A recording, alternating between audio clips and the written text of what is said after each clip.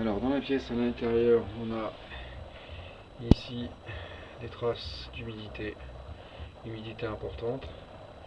On va même dire que c'est carrément trempé.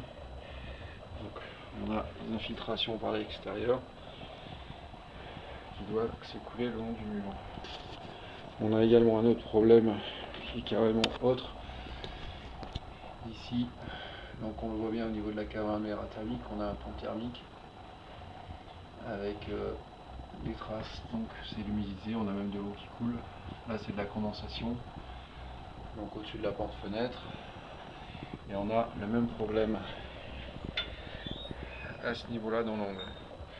Alors en examinant de près, on s'aperçoit que la pose de la porte-fenêtre a été mal faite à cet endroit-là. On va les contrôler à l'extérieur.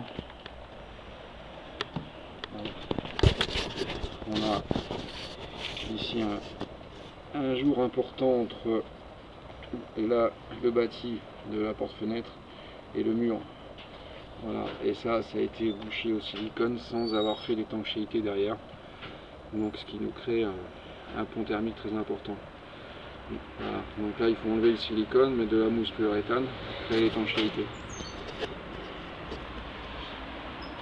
Alors on peut avoir aussi un autre souci, c'est que là on a ce mur intérieur, le mur qui est rouge là, voilà, qui est juste plaqué.